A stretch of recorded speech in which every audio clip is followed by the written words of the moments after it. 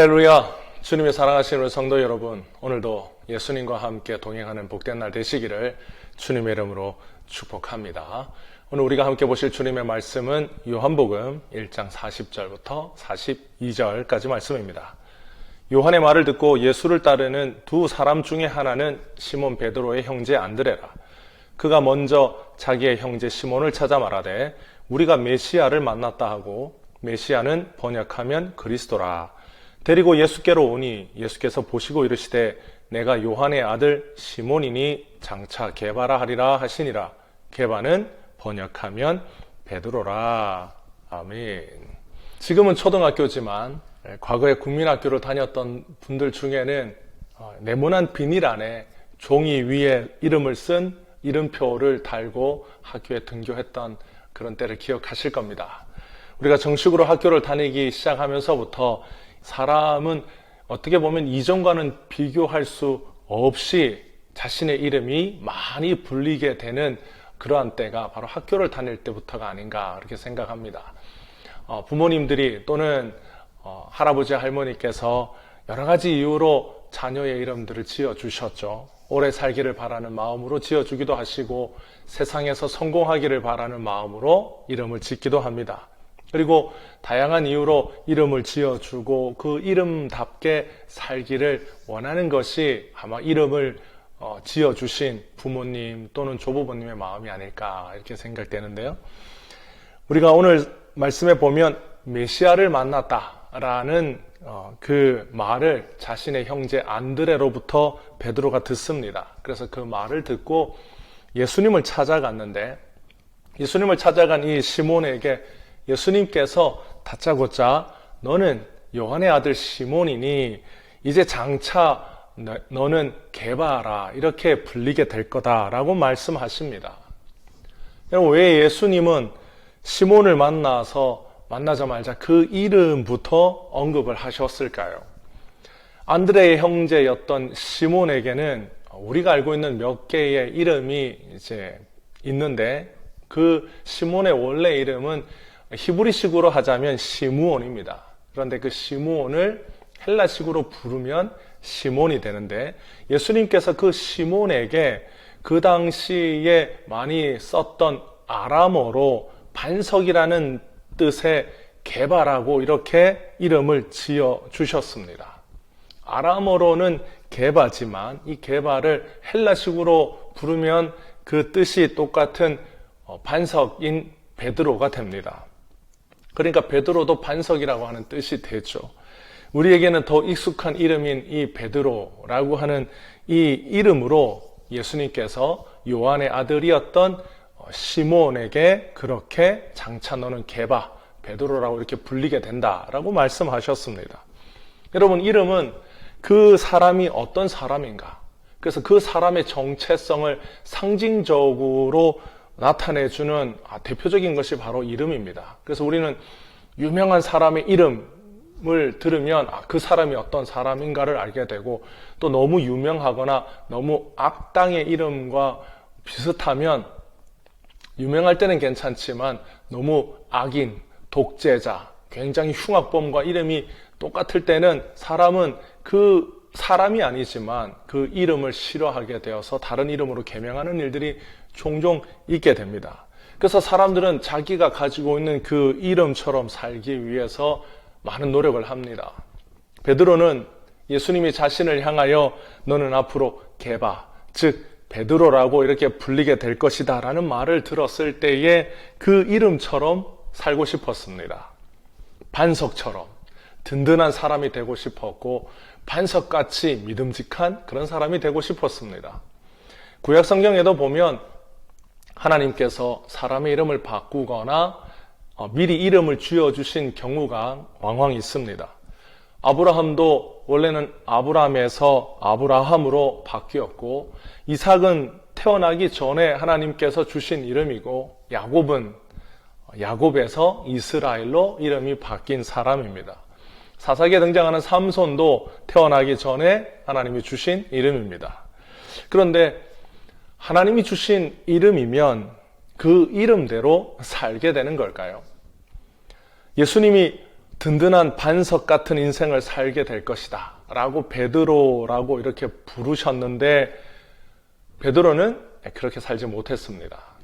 그는 예수님의 제자로서 성경에 보면 어떤 상황에서도 때때로 가장 앞장서고 때로는 예수님의 말씀을 정면에서 반박하기도 하고 어느 때에는 굉장히 자신감을 가지고 있는 그런 모습으로 정말 반석답게 베드로답게 그렇게 행동하고 예수님을 쫓아갔지만 가장 결정적일 때 베드로는 반석이 아니라 오히려 모래처럼 예수님을 배반하고 처절하게 예수님을 외면하면서 베드로의 그 이름이 산산이 부서지는 그런 경험을 하게 됩니다. 아브라함은 열국의 아버지라 그 이름이 바뀐 뒤에 오히려 자신의 살아가는 아내를 이집트의 왕이었던 파라오에게 빼앗길 뻔한 그런 위기를 만나게 되고 아브라함은 하나님이 열국의 아비라고 아브라함이라고 이름을 지어주셨지만 아브라함의 인생에 보면 그는 늘 자식 문제로 전전긍긍했던 사람입니다. 야곱은 야복강에서 하나님을 이긴 자라고 이스라엘이라고 불렸지만 야곱이 하나님은 이겼는지 몰라도 그는 이후에 자기의 자식들을 이기지 못합니다. 오히려 자식들이 야곱을 속여서 야곱의 그 모든 오장육부가 다 녹아내리는 비참한 아픔을 경험했던 사람이 이스라엘 곧 야곱입니다. 아무리 예수님이 주신 이름이라 할지라도 그 이름처럼 살기 위해서 애쓴다고 해서 그 이름처럼 사라지는 것은 아닙니다. 아무리 시몬에서 게바처럼 반석처럼 베드로처럼 살기 위해서 마음을 다잡고 애를 쓴다고 해서 예수님이 주신 그 이름처럼 살 수는 없습니다. 그러면 예수님은 왜 그 이름을 주셨을까요? 그 이름처럼 살기 위해서는 어떻게 해야 되는 걸까요? 베드로는 예수님이 어떤 분이신지, 예수님이 누구신지 오순절날 성령이 임하기 전까지는 온전히 알지 못했습니다. 베드로는 자신의 이름처럼 반석 같은 삶을 살고 싶었지만 반석 같은 삶은 예수님 때문에 살게 되는 것이지 자신의 힘으로 사는 인생이 아니었습니다. 결국 베드로는 예수님이 누구신지 오순절날 성령을 통하여 깨닫게 되고 그 예수님을 믿고 예수님을 따르면서 베드로의 남은 전 인생은 예수님을 쫓고 따르는 삶을 살았습니다. 베드로가 예수님을 따르는 삶을 살았을 때에 시몬은 베드로가 되었고 그의 삶은 정말 반석 같은 삶으로 변화되었습니다. 물론 베드로는 그 이전에도 예수님을 쫓고 따르는 삶을 살았지만 성령을 경험하고 예수님이 어떤 분이신지를 알게 되면서 베드로는 자신을 위해서 예수님을 쫓는 삶이 아니라 예수님을 위해서 예수님을 쫓는 삶을 살게 됩니다. 여러분, 성도라고 불리는 우리들은 그 이름을 주신, 성도라는 이름을 주신 하나님을 쫓으면 하나님께서 그 이름처럼 살도록 만들어 주십니다. 성도라는 이름은 성도가 스스로 노력해서 얻은 이름이 아닙니다. 예수님께서 죄인을 불러 성도되게 만들어 주셨습니다. 성도라는 말은 거룩한 무리라고 하는 뜻입니다. 이 거룩한 무리가 예수님의 몸인 교회입니다. 성도는 거룩한 삶을 쫓는 삶이 아니라 예수님을 쫓으면 예수님이 거룩하게 만들어 주시는 바로 그런 존재가 성도입니다. 여러분, 모든 종교는 다 거룩을 쫓습니다. 모든 종교는 다 의로움을 쫓아갑니다. 불교도 거룩을 쫓고 이슬람교도 거룩을 쫓고 심지어 무당들도 굉장히 중요한 굿을 하기 전에는 더러운 것을 멀리하고 심신을 정결하게 하고 깨끗하게 거룩하게 하는 삶을 삽니다. 인간이 추구하고 인간이 쫓는 거룩은 예수님이 없으면 다 자기 자랑이 됩니다.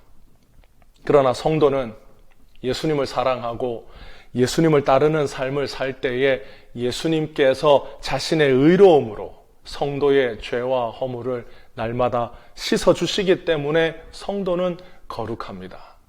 성도는 자기 스스로 거룩해질 수 없다라는 것을 알기 때문에 성도 안에 모든 의와 거룩은 성도의 노력의 열매가 아니라 예수님의 역사입니다.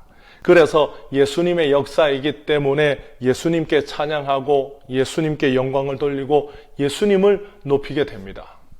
옛날 성도들은 기도하러 주님 앞에 왔을 때, 교회 예배당에 왔을 때 가장 먼저 주님 앞에서 고백하기를 주님, 죄인이 왔습니다. 이렇게 고백했습니다. 더 많은 죄를 다른 사람들보다 많이 지어서 그렇게 고백한 것이 아니라 죄인을 부르시는 예수님의 마음을 알았기 때문에 예수님 앞에서 자신이 얼마나 큰 죄인인지 예수님을 만난 사람들은 그것을 깨달았기 때문에 죄인을 깨끗하게 하시는 예수님 앞에 드리는 믿음의 고백이 주님, 죄인이 왔습니다 라는 고백이었습니다. 그래서 옛날 우리 성도들은 주님 앞에 그렇게 고백하고 성도를 성도답게 만들어주시는 예수님의 그 은혜와 능력으로 고문 앞에서도 총칼 앞에서도 죽음 앞에서도 성도답게 살 수 있었습니다. 성도라는 이 성도답게 살 수 있는 그 길은 정직하게 삽시다, 깨끗하게 삽시다, 우리가 거룩하게 삽시다 라고 하는 캠페인에 달려있지 않습니다. 오히려 성도가 성도답게 그 이름답게 살 수 있는 길은 예수님을 알고 예수님을 따르는 삶을 살게 될 때에 예수님이 맺게 해주시는 삶이 바로 성도의 삶입니다. 그래서 성도가 추구하는 것은 다른 어떤 것이 아니라 바로 예수님입니다. 성도가 성도답게, 성도가 그 이름답게 살도록 만들어주시는 분이 바로 예수님이기 때문입니다. 그래서 성도의 신앙의 목적과 모든 신앙의 방향은 바로 예수님께 맞춰져 있어야 합니다. 사랑하는 우리 성도 여러분, 오늘도 예수님의 품 안에서 우리를 성도답게 살 수 있게 해주시고 우리를 하나님의 자녀답게 살도록 만들어주시는 그 예수님을 우리가 주목하고 그 예수님을 더 가까이 하면서 예수님과 함께 동행하는 여러분의 삶이 되시기를 주님의 이름으로 축복합니다.